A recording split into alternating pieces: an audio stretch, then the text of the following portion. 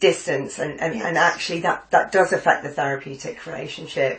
I think the other thing that you said was you feel de-skilled, and I wonder then how that then impacts on sort of once. I think the way you framed it was, I feel de-skilled, and there's a distance, and I then have to sort me out, so that creates the distance.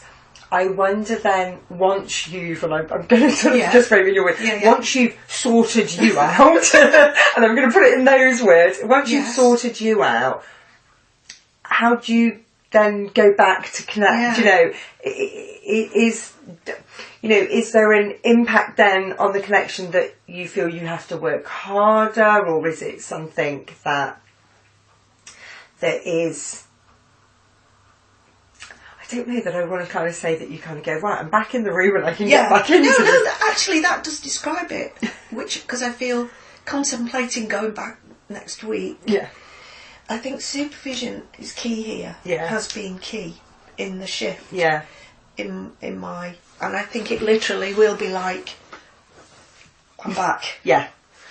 Because I've reflected, I've unpacked it, I'm fine. I know what that was about. I know where I'm going. I'm quite, as part of my character and nature, I'm quite pragmatic. I'm quite, I came from the medical model. I like a map. You've got a map in the medical model, and we're going here, and then we're going to do that, and then you swallow that tablet. That is not, that is, this is different now.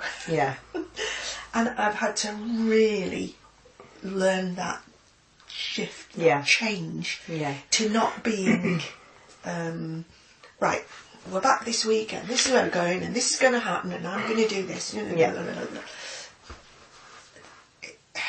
This part of me still gets pulled, and if it's not happening, it's that feeling comes, or can come. So, supervision has been key with this for me. What happened in that was I got a chance to I received, coming out of the relationship with her, was that affirmation. That explanation. I think I'm feeling, that parallel process here. You didn't go in the room with it, you're left with it.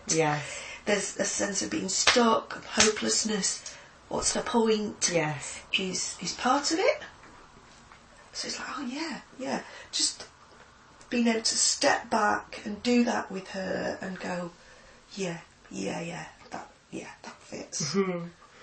No, I'm fine, I'm okay here. And key is going back to first principles. I have to go back to my philosophy. What do I believe? That's not, I'm not a fixer. That is not my role. And I go through, I go back to my basics. Right, I'm alright. And go back in. And it sounds like, actually, in that instance, that actually not only some of it was your self-doubt, but actually some of it was coming from the client as well. That then, once you were in that situation, actually then that fed into it as well. Totally. So it presses that switch. And out. It pops. Do you consider that your self-doubt has ever positively impacted the therapeutic relationship?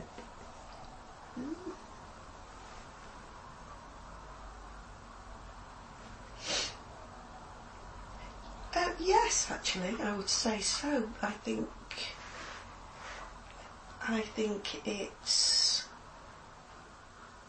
at points, I can't remember definite experiences of it, but I think it can bring help with immediacy with a client. I think it can, at the right moment of, oh yeah, I understand how that is. Because I felt it.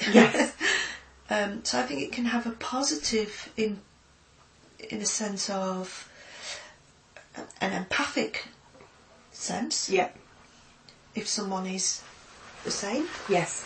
So I get it. Yeah.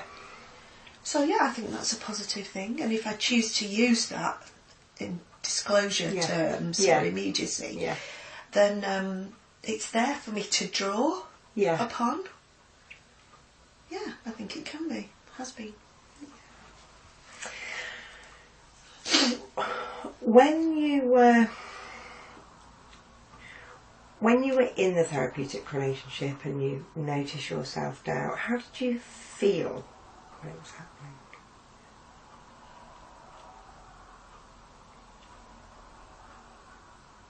happening?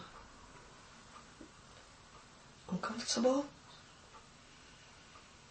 It's unpleasant.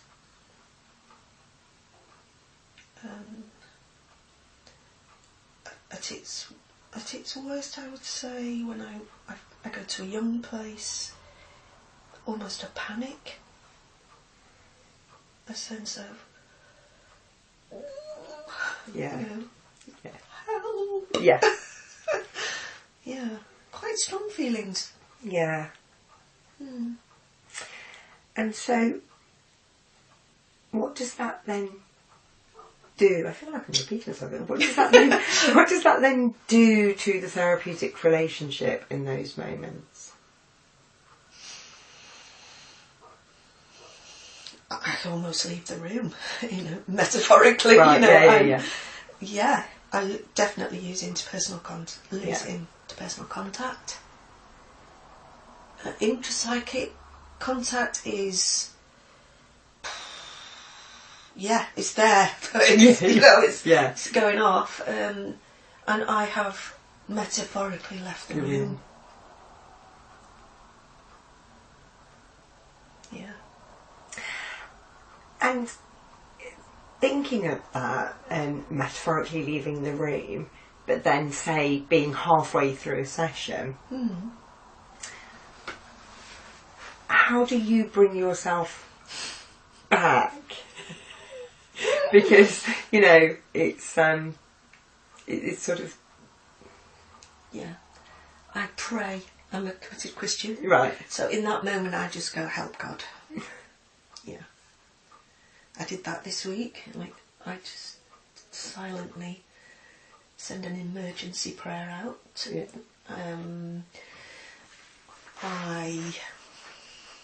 I work hard to bring it to. It's hard to describe, isn't it? Because you're doing it in the moment. Yes. But I'm I work really hard to. So I think physically, I probably try and focus on him and stop the chatter. Right. I work hard. Yeah. And I'm probably doing it while I am unconsciously as well. So I can't. I think I do what I can to just come on. Yeah. And when you say stop the chatter, is that the inner critics that you were mentioning before? Yeah. It's like, what are you doing? Help! What am I going to do? You're rubbish at this. So what I sort of saw is that when you metaphorically leave the room, it's sort of you then really bring yourself back in. Okay, yes. I'm here. You lot need to leave me alone. I'm here in the moment. Okay, there's a client. Totally. Yeah. So then you metaphorically come back to being a therapist. Yes. Yeah. Trying to be back. Yeah. Yeah, and it seems like there was a real strength in you when you said that actually. What I wanted to say, it sounded like you mentioned that your self-doubt maybe takes you to a child's place. It's as if it feels as if that the adult needs to come back in and say, no, I'm standing in front now. I'm going to sit on you because I need to be back in the room. Yeah, that's actually really good. It is. I think my adult does that. Yeah.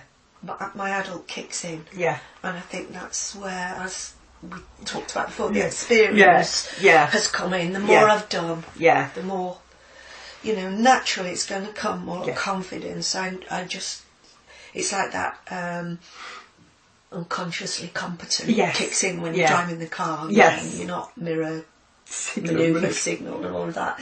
It just